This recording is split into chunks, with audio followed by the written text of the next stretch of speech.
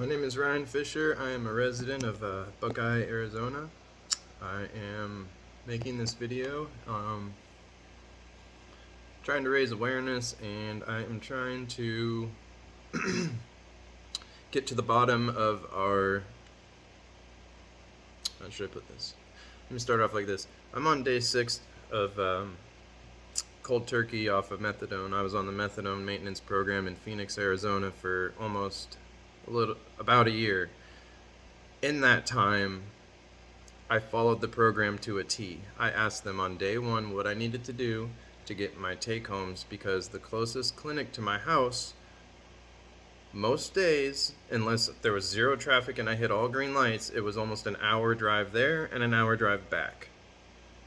That's 2 hours of your day if you're walking in and getting your dose right away. I did double the required counseling sessions at first, or case manager sessions that they required.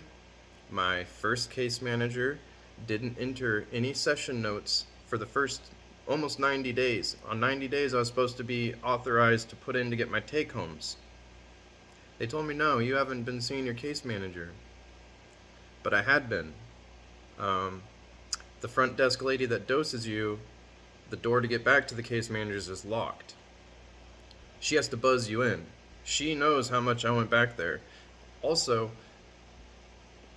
towards 2 months into the program, she started putting a hold on my name to see her after I had already seen her earlier in the week, and she would forget that she had seen me. And the lady at the front desk can corroborate that. She did corroborate that with my new case manager and the higher-up manager at the clinic. I ended up finally getting 2 days worth of take-homes 5.5 months into the program. Continued following the program, was expecting to get my next set of take-homes. By then I was on my 4th or 5th case manager. Weeks, maybe 3-4 weeks prior to when I'm supposed to get my next set of take-homes, I went to my case manager and I said, is there anything that you need from me so that am I good on my requirements? Is there anything else you need? And he said, nope, we're just waiting for that day. Once that day comes, I'll submit it. You're good to go. Don't need to worry. That day came and went. They told me weeks in a row, sorry we didn't have a staff meeting, sorry we didn't have a staff meeting. Then I come in and ask him, what's the deal? 3 weeks after he was supposed to get a response, and he told me it got denied because there was no copy of my driver's license in my file. They had already taken my license twice and made copies of it. I have no way to access my file and see if that's in there, and I had asked him 3 weeks prior if we were good to go, and he told me yes. That is not my fault, but they denied it.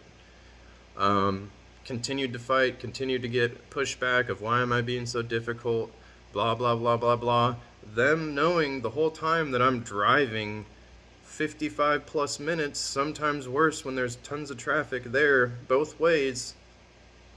The last 3 or 4 months got worse.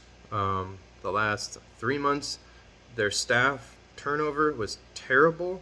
It got to the point where they had one person to dose every single person, and it was on at least 5 days of the week. I was having to sit there for almost another hour until I could get my dose. I tried reaching out to the director of the facility, who is some mysterious person.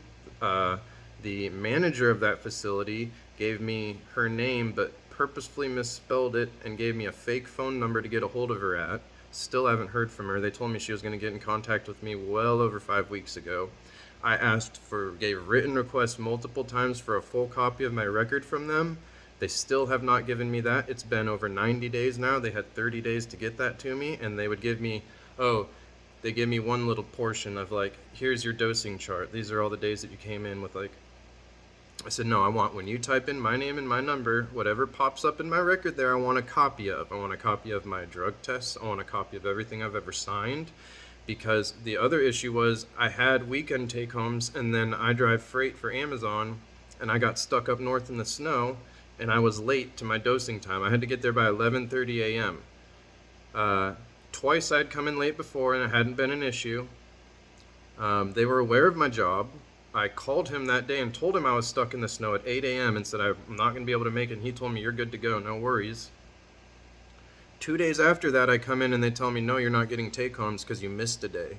Because that day I came in late, they refused to dose me because they told me that the manager made me sign a piece of paper saying that I was no longer allowed to dose in a PM time, which never happened, which is why I wanted a copy of my full records, and they still have not given me that.